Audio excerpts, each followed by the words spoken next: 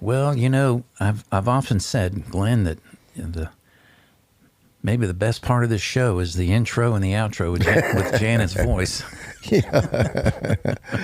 We'll go with that. So how you doing? Where are we going today? Oh, I watched the news, and I was going to start out with a really good morning, watched news, and went, wow, kicked the cat. And not really, folks, just... Figuratively. Yeah, figuratively kicked the cat. So I had to let that go and look for something positive, and then that would be the garden and my little farm going on, and business going on, and taking care of my peeps, and that's where I'm at. So y'all are some of my peeps, so we're gonna give you some info, maybe help you out. I just got to say, too, this is radio, so they can't see what I'm seeing right now. But Glenn came prepared today because he's wearing his glasses, and he's got two more pair on this duck bill of his hat. So you got 3 pair on today. Man, you are ready to rock and roll. Yeah, that tells you how my morning went, don't it? All right. Well, at least you know where they are now. Yeah. Well, my wife steals my good sunglasses. Does she really? So whenever I see them lay them down, I grab them. Oh, you got to. They'll disappear. And then she'll go to get them and say, wait a minute. Well, I drove her car today, and that's how I found this pair. Really? I was like, well, there they are. Okay. You know how wives are. So They're great. Gardening is obviously very important right now, since we're in that part of the year where things are popping up out of the ground by themselves. Well, that's a good sign that'll lead into what we're talking about. That's actually called phenology. Phenology, okay. New word, folks. Yeah. Phenology. How about that? Now, what in the world is it? There's a relationship with everything. One will tell you what's coming. One sign will tell you what's coming. We did a show once before about weather and how to predict the weather. And if you see birds flying very low to the ground, really working to even fly, it's because low pressure is in the air. Okay, well, that's phenology. That sign tells you that there's a storm coming. So there's that relationship. Right. So I'll just read the description. Phenology is the relationship that climate has between plants, animals, to the climate. So farmers use that to let you know when to plant, when to harvest, all that kind of thing. There was I guess among fishermen, when you see the helga mites, which is a little bug that actually turns into a flying animal or insect, that was the time to go catfishing. Okay. When the mayflies tap the water because they're laying eggs, that's the time to go trout fishing. Okay. Because that's what the trout feed on. Interesting. So all those things give you those little hints on what to do and when to do it. And your garden has those same signs in it. So when to plant things like Swiss chard, kale, lettuce, peas, spinach. When you see the crocus bloom, now sometimes that stuff will pop through the snow, the little crocus, if you know what a crocus is. A little purple flower comes up like a little baby balloon, and then it pops open. Okay. That's the little crocus.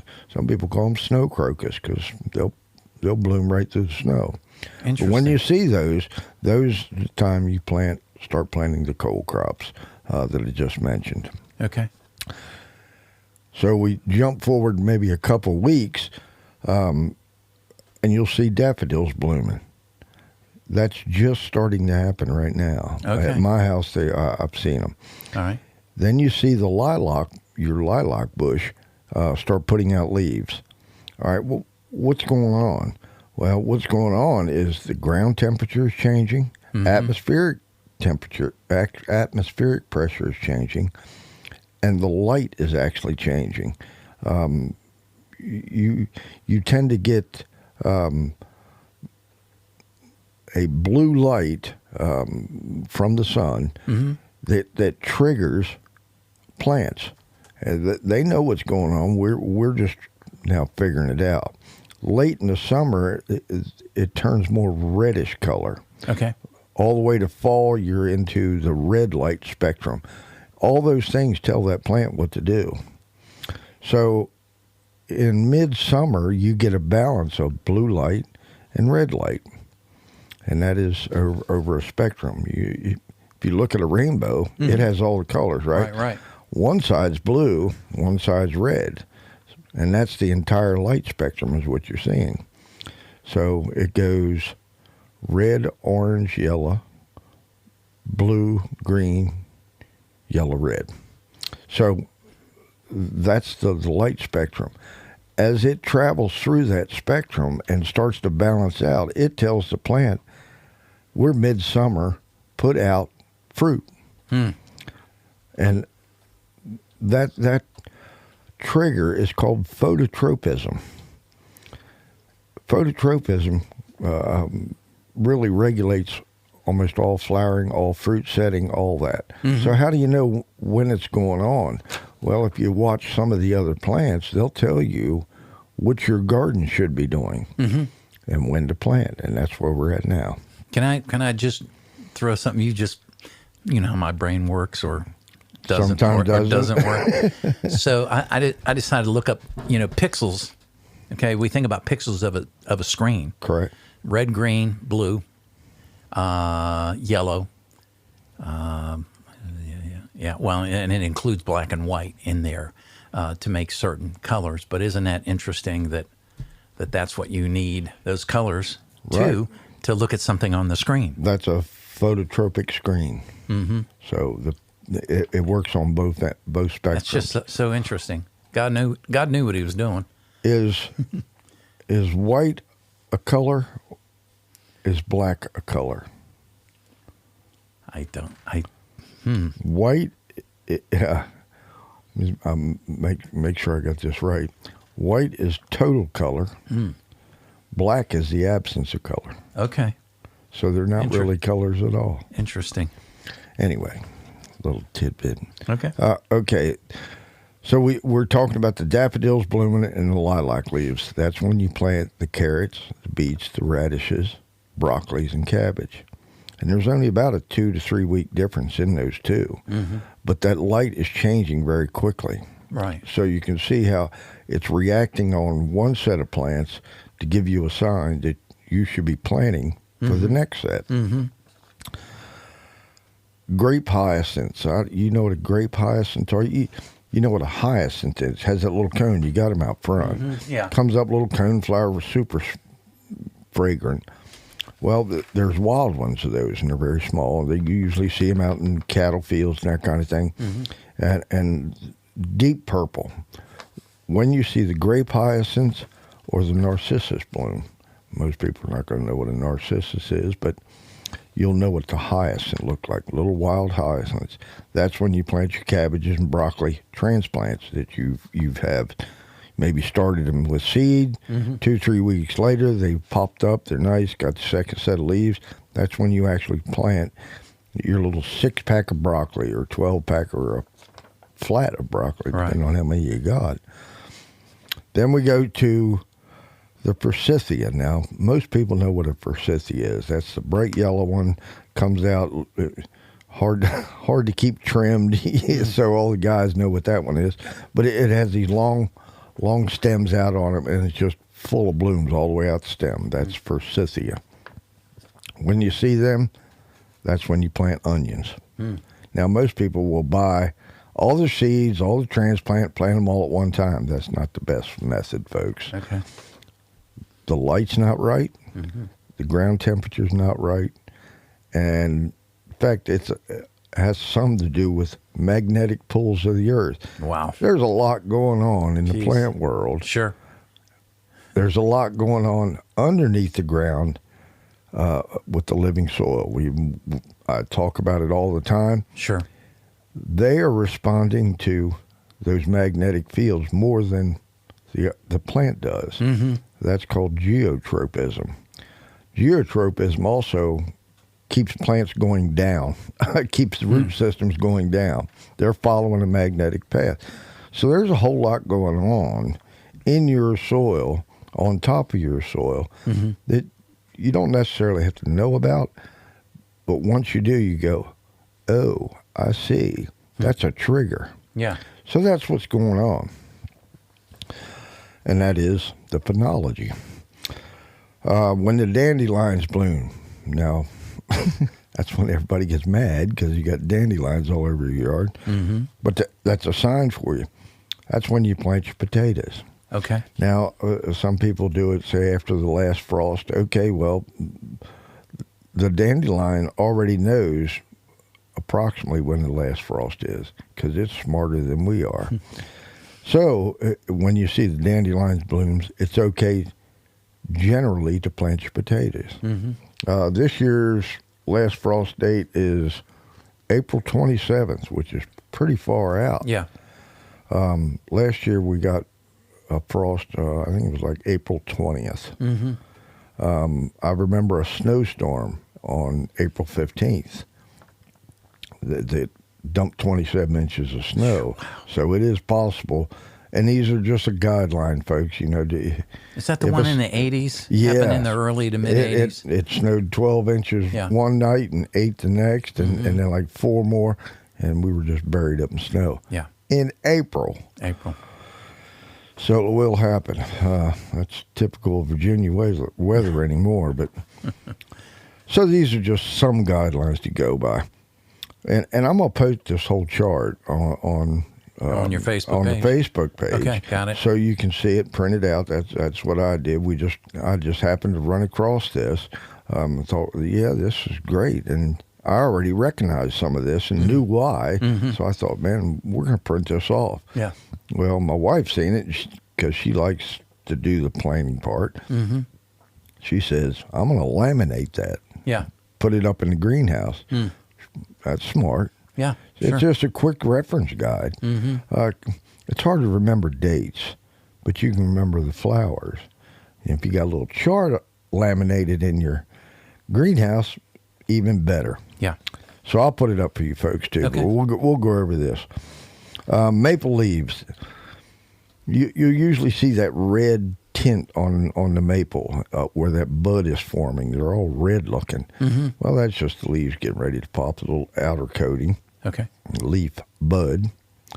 So when those pop up, you can plant your perennials. It's already gotten much warmer. Gotcha. And you can feel safe that you're not going to frost out. Because maples are actually a little later than some of the other trees. But when the lilacs or apple trees bloom, plant your beans, cucumbers, and squash. Now, if you remember seeing the lilacs bloom or the apple trees bloom, it's like 75 out. The nighttime temperatures, 50s. Mm-hmm. You know, everything's pretty good. Some of the days are going to get up into the 80s, and, you know, you go, wow, spring is here. When you see the lilacs, you go, okay, spring is here. Same way in your garden. That's when you plant your beans, so the ground temperature is warm enough for them to germinate. Mm-hmm.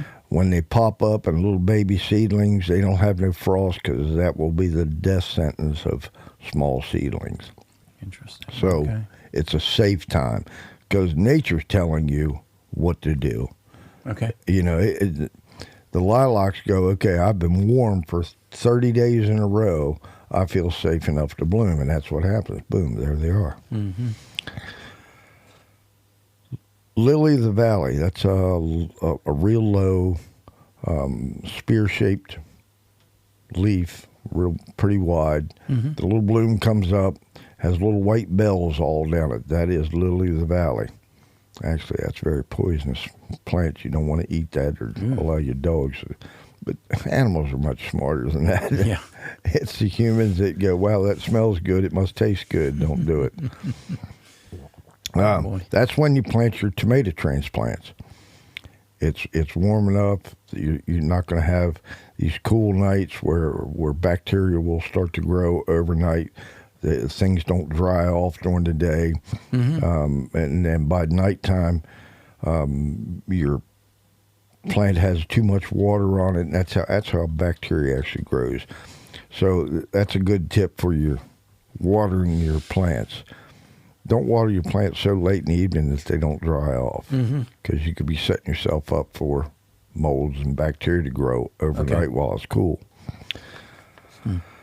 When apple trees blossoms fall, when they actually have been pollinated, you'll see it looks like snow at my house when this happens. They all kind of drop at one time, and the whole ground's covered in just these little white petals and pink petals. That's when you plant pole beans, corn, cucumbers, basil. Basil likes warm feet. Okay. Marigolds.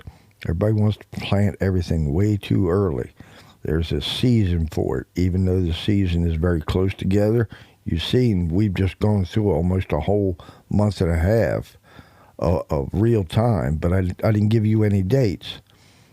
It's because we're going by the signs that we're seeing. We'll put this chart out, and you will start to remember the when to plant because of this chart. Okay. So if you don't see the lily of the valley blooming or the dandelions blooming, you know that you're not supposed to plant certain things. You know, if the dandelions aren't blooming, don't plant your potatoes because the ground temperature's not warm enough. See that? Interesting. So it'll stick in your mind much better, I believe. All right, when the maple leaves are in full size, you can plant the morning glory seeds. Some people like the morning glory because they're a cool plant, lots of flowery, it's kind of showy. When the irises and the peonies are in full bloom, that's when you plant eggplant, peppers, and melon transplants. Now, iris, we always call them flags as a kid. I don't know why, but the iris, a great big bloom, 3 feet tall, beautiful, wide spear-shaped leaves. Peonies are the ones that come up and have that giant bloom that'll bloom open 7-8 inches. A lot of people have peonies here in Lynchburg, I've noticed. We had them as a kid and propagated quite a bit of them, so we had them everywhere. When I moved to my new house up here in Lynchburg 20 years ago, I was surprised. There was lots of them. So I've distributed them to neighbors and everything else. But nice. You can tell it's got to be warm to see the peonies. I don't know if you've ever noticed that, but you will now. So it's time to plant eggplant, which tells you that eggplant likes warmer temperatures. Right. They don't like the cold nights. They don't want to ever see frost, or they just never bloom. Isn't it funny because they pass out? You know, they just go flat. They have a skin that's kind of similar to the not guacamole, the mango. It doesn't look the same, but it's kind of a little bit tough, isn't it? Oh yeah, you would think. Well, but that doesn't necessarily mean cold temperature tough. And you're talking about the eggplant, yeah. Yeah. I'm not a big fan of eggplant. I'm not either. It's got a. But my wife loves it, man. Let me tell you. Well, She my loves wife, it. like I said, I'm not a big fan of it, but my wife fixed eggplant parmesan. Oh yeah. And I was like, okay, I'm a little bit impressed, but you know, I got it's you. the texture to me. I'm a big texture guy, Right. and I don't like things that are gluey. Right. And I don't like things that are spongy. Understood. I'm kind of spoiled and whiny. But some people just absolutely love eggplant. Yeah. I have tried eggplant fried in au jus sauce, like from a piece of meat. Okay. And it picks up the flavor because it really don't have a whole lot of flavor. So it's Interesting. kind of like tofu, you know, to me. Yeah. And I've tried tofu. I'm not impressed with it, but it's a good source of diet. But Yeah. Sure. the pepper plants, if you've ever tried to start pepper plants, most people go, 90% of them did not germinate. You know why? Because they planted them the same time in the early spring when it was too cold. And they just. Peppers, when you think of a hot pepper, where do you think? What country? Mexico. Mexico. Yep. Do you think Mexico gets many frosts? No. Cool nights? Right. No. So I'm just saying that the pepper likes warm feet. and it must have it to germinate properly. If it germinates too early, they just sit there. Can you explain just for a moment the germination kind of thing? Isn't that, in my mind, I'm thinking about new life in a person, and that's the embryonic stage kind of an idea. More like an egg. Yeah. All right, the egg is exactly like the seed is. It's the same thing. Yeah. You have a food source around the outside, which would be the white of that egg, and a seed, the cotyledon. The cotyledon is a starch storage, but inside the germ, which is be the yolk in an egg, and the yolk has been fertilized, so that germ has been fertilized from last year in that seed, so it's a fertile seed. So there is a trigger that goes off, and this is real interesting.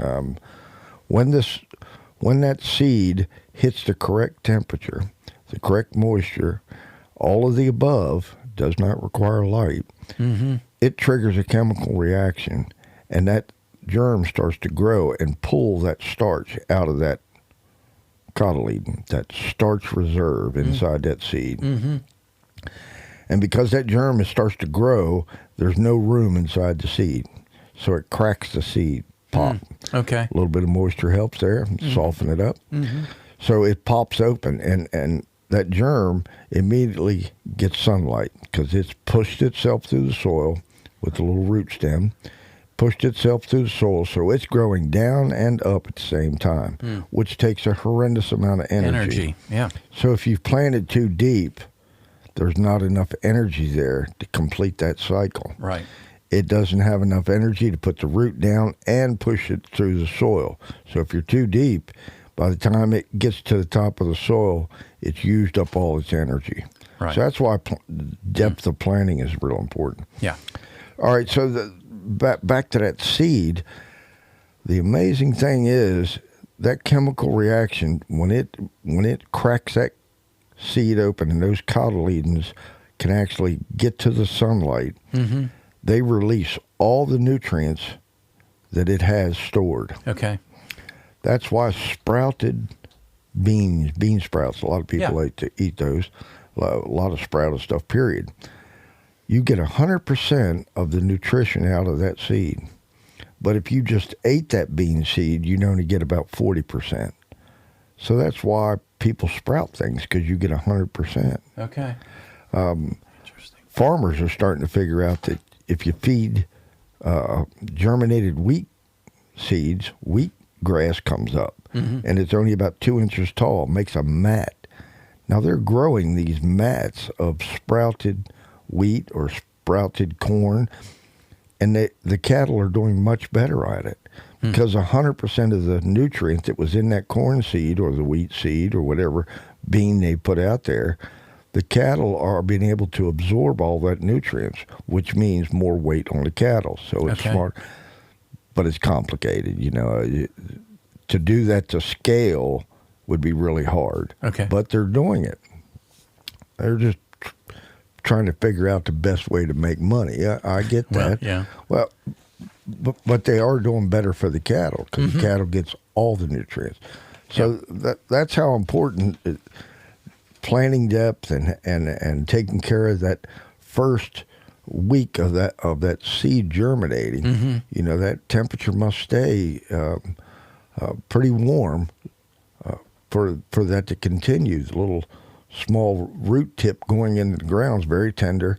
The little top coming up is very tender, so you could tell frost could take them out pretty quick. Because once it used up all this energy just germinating and getting above ground, it has to almost immediately put out a set of leaves. Okay. Because it's used up all its food source. Right. Same way with the baby chick. He develops inside that, uses all that stored energy in that food and yolk sac to create his entire body. So by the time it cracks open, none of that's left. It's all been used up. So he has to get up on his feet immediately and get a drink of water. get a little bite to eat, Yeah. and then he's okay. Same way with a calf when it's born. It's been living inside the mother, taking her nutrients that she's brought in. But when he's born, he has to get to his feet because he has to get over to nurse. So it's real important those first few hours and days of life to be in a good, stable environment. No different than your garden, no different than your little greenhouse or your hothouse or even just a windowsill. So this is why you don't want to plant too early. Because if you do and you get these cold temperatures, it just hurts your plant. It stunts your plant. So even though you're ahead of the game, you might be behind the 8 ball at the end of the season because you have a stunted plant. So a little patience here goes a long way, folks. So that's kind of the little chart I just wanted to go through. And again, and just to recap, that's phenology chart. And you can look this thing up if you want. You don't have to go to Facebook page, even though I highly recommend that page. How do you get there, Glenn? Just look up Sustainable Living Made Easy by Glenn Ballins, and there it'll be. You have a yellow logo, kind of a big gold yellow. You'll see a big boot there with little flowers around it. I had some help designing that little thing. Looks good. I'd had a farmer and a pitchfork standing there, but they said that's not good, Glenn. So we had this. So it's a little different than everybody else's, and that's the whole point, I guess. Absolutely. So I'd love to see you on there. Love to hear some questions that you have. So please give us a shout. Okay. Well, sir, thank you so much. Thank you. It's been a good day.